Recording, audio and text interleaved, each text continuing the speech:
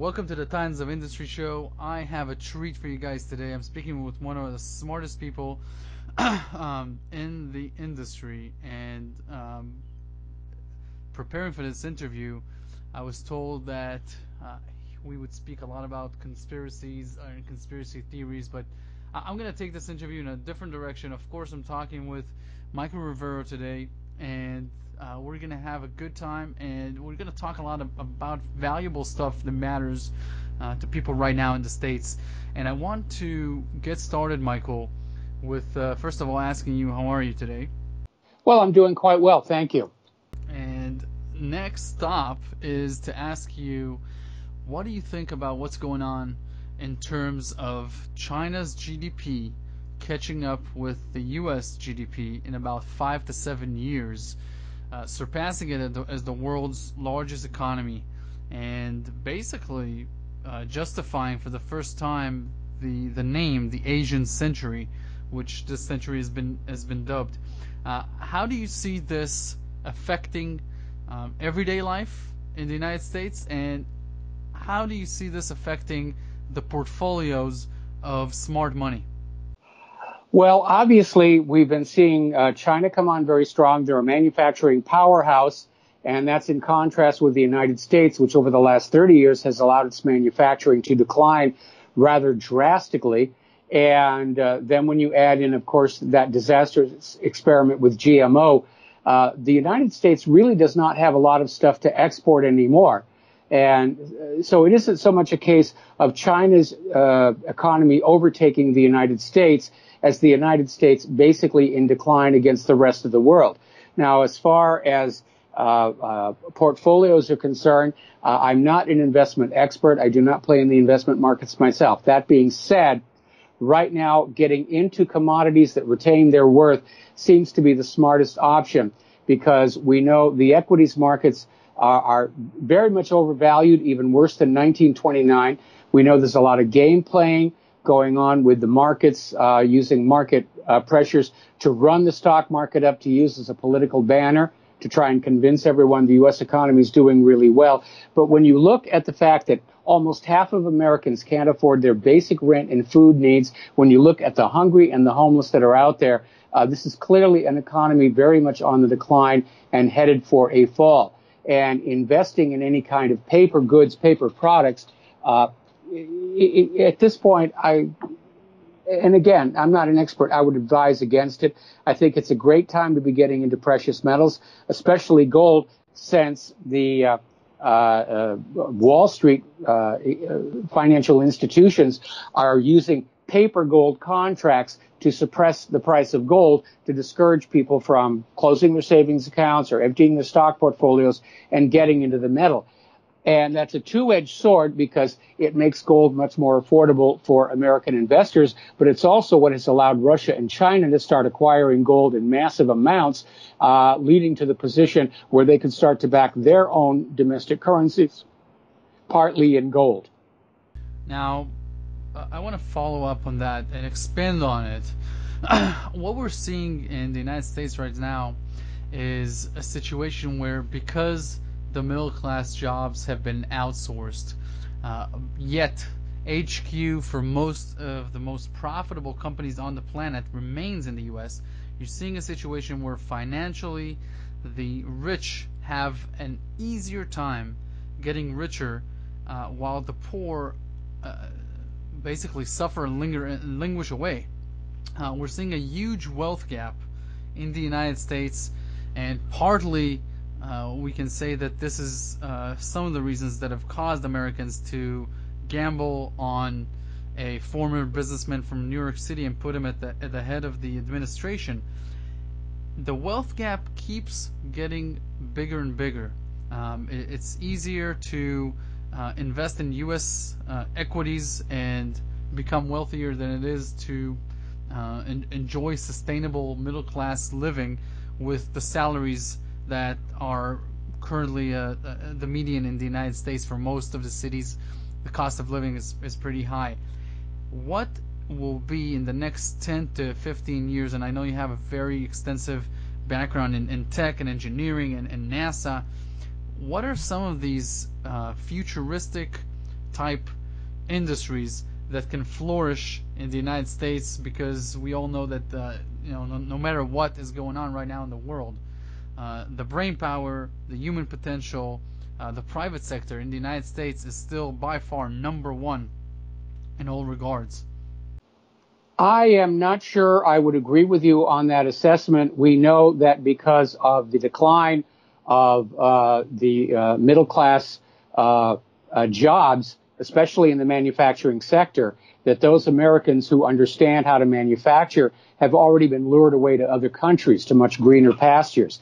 Getting back to your first point about the wealth inequality, there is no question that has been a problem, and it's been a problem for a long time, because the wealthy are now wealthy enough to buy the politicians who will then skew the system in favor of the wealthy. And the United States is no longer a capitalist nation. We have decayed into economic fascism, which is where when the rich make money, they get to keep it. When they lose money, the losses are dumped on the American people. We saw that following the 2008 meltdown of the mortgage-backed security fraud with TARP and QE and all these other situations, which basically took the losses created by the malfeasance of Wall Street and said, you, the American people, are going to cover them. And that makes America a very attractive place for foreign investment, because the message has gone out. If you invest in the United States and you make money, you get to keep it. If you invest in the United States and you lose money, we'll force the American taxpayer to cover the losses. And hardly anybody is going to turn that particular deal down. Now, in terms of regaining our manufacturing edge, you are absolutely correct. We need to find the next breakthrough technology. Our manufacturing executives very foolishly allowed the manufacturing of American-designed products to be exported overseas. The attitude was, pardon me, we'll just design them, we'll let the foreigners manufacture them, we'll bring them back and sell them. And it was a good deal for the corporations that owned these products, like the Apple iPhone and so forth. But all the manufacturing jobs that should have resulted from these technological breakthroughs went to other countries. And you need to understand the tech boom of the 70s, 80s, and 90s came out of the Apollo missions to the moon. And everybody just thought the tech boom was going to last forever, even though the tech boom was really focused on those executives and CEOs at the top of the companies and not on the workers whose jobs were even back then being sent over to Taiwan and China and South Korea. So one of the things I would like to see happen is the reinvigoration of NASA. Not because I want to see our flags on other planets or anything like that, but because we need a civilian technology incubator that is going to come up with these new technologies that will lead to new industries and new products. And yes, the military is a technology incubator, but they keep their technological developments classified. By the time they're released into the public, they're so old as to be obsolete. And I was very encouraged by Donald Trump's retasking NASA away from rubber stamping global warming into space exploration. Then I was disappointed at the budget slashing that went on. And I think that's very short-sighted because we need to come up with that next tech boom. And if that's going to be photonics, maybe, but somebody's got to be working on it. Is it going to be new forms of energy storage that are much more efficient and long-lived than what we have now? Yes, that would be a good thing as well. But somebody's got to be working on it. New forms of nuclear fusion. Well, Europe's working on that, but somebody in the United States needs to be working on it. Right now, the life in the United States of America very much is emblematic of Eisenhower's Cross of Iron speech, where we're spending the energy and the talent and the brilliance of our country solely in pursuit of war. And this is a mistake that was made by other empires in the past, including Rome and more recently the Soviet Union. And if we don't pull back from exhausting our nation in pursuit of more conflict, it will be bankrupted. There'll be nothing left to work with to try and build a better economic future. What are your overall thoughts on artificial intelligence? Well, overall, at the moment, I think artificial intelligence is more a marketing term then it is a reality. But at some point, yes, at some point, there will be a self-aware machine. And a lot of people are very much afraid that we're going to see scenarios like the Terminator movies or the Matrix, or some such nightmare scenario. And I tend to disagree with that because all of these movies are putting human desires and emotions onto these machines. But these machines are being built. They are not being evolved. And there is no reason for them to have human desires and emotions. They really serve no purpose. The one exception, of course, being military robots that are going to be taught to be aggressive against the designated enemy. But I think when a true artificial intelligence that's self-aware comes along, it's probably going to be a very Zen-like contemplative being that would be perfectly happy to get along in peace and harmony with humans. That's very interesting. And what I want to expand on is where is the economy in the United States going in terms of how it is separated between the 52 states in terms of the benefits to live there. Many of the states are zero income tax. Others are drowning in state taxes. Some of the states have legalized cannabis fully, while others have not yet. There's a big difference between the various states right now, and with an administration that actually backs the independence of governors and of state governments to make decisions. What are some of the key states that can flourish in the next 10 years, and which states can languish, and why?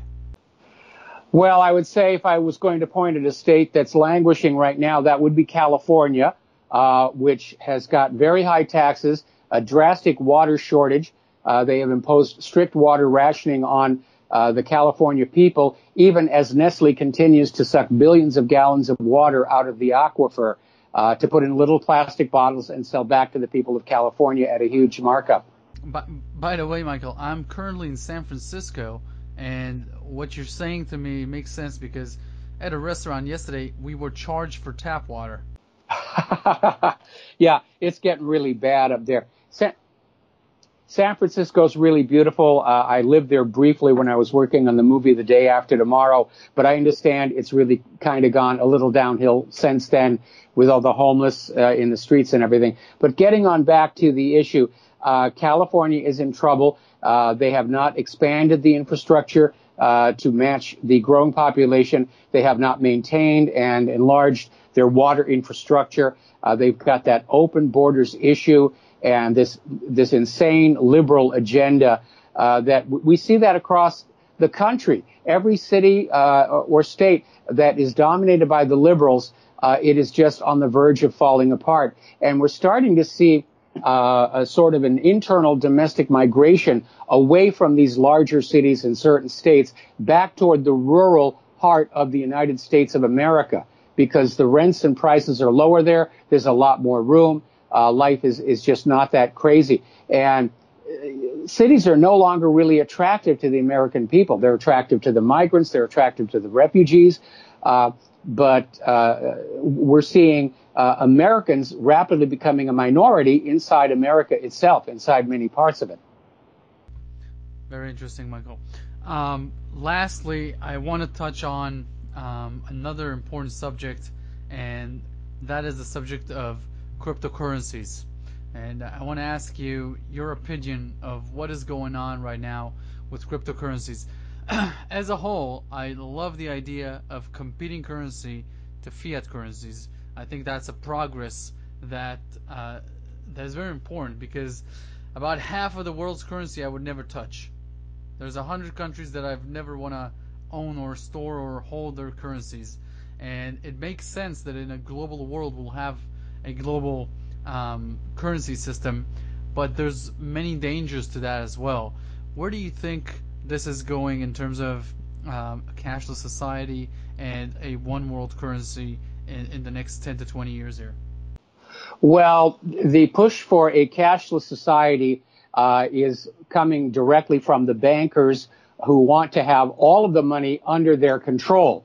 even if nominally it is your money, it is then under their control. It makes a run on the banks impossible in the event of a crisis, because you can go to the bank and pound on the door and say, give me my money, and the bankers will say, we're a cashless society. I can't hand you your money. All I can do is ship it someplace else, who could then presumably ship it right back to deal with the crisis. And the bankers are also in favor of a one world currency, again, for the same reason.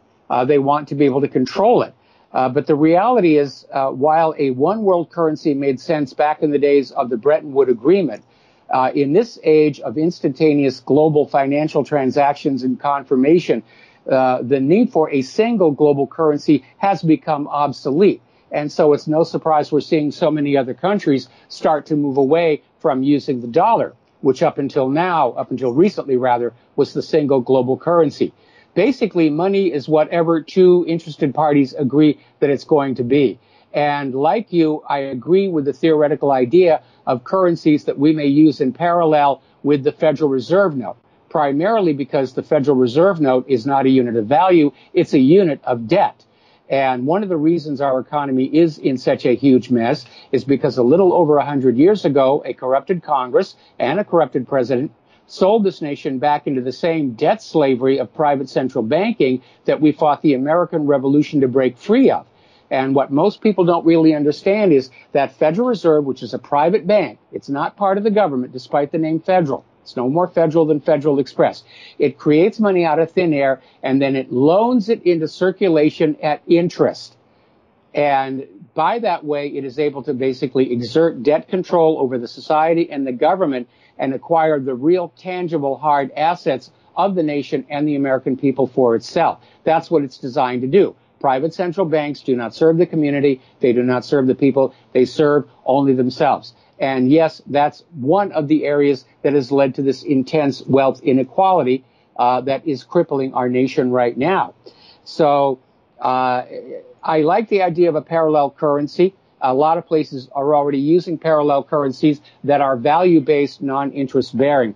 With the cryptocurrency, my concern with that was it has no commodity base to back it up. Its worth is only what people think it's worth, what it's told it's worth. It's highly volatile. We've seen how much it's dropped since the highs of last year. And now there's an expert in economic fraud who was saying that the highs of Bitcoin last year were, in fact, a manipulation, an attempt at a bump and dump. And to be very honest, despite people calling up my radio show and writing into my website to say, you got to use Bitcoin, you got to use Bitcoin, I get a strong smell of tulips about it. It is too easy to rig. I agree with the principle of a parallel cryptocurrency blockchain, but it's got to have a commodity base, and it has to be much more resistant against manipulation. Because now all of a sudden we're seeing people like George Soros and Goldman Sachs and these big Wall Street players who have a long history of financial fraud. All of a sudden they're bullish on Bitcoin, and that should make everybody suspicious what's going on. Michael, where can people check out more of your work? You mentioned your radio show, your website. Why don't you tell all the people where they can find you? Well, my website is whatreallyhappened.com. We're coming up on a quarter century of having been putting the truth out there. I have a radio show on the Republic Broadcasting Network Monday through Friday from 3 p.m. to 6 p.m. Central U.S. time. And that would be republicbroadcasting.org. Michael Rivero, thank you very much for taking the time. Thank you very much for having me.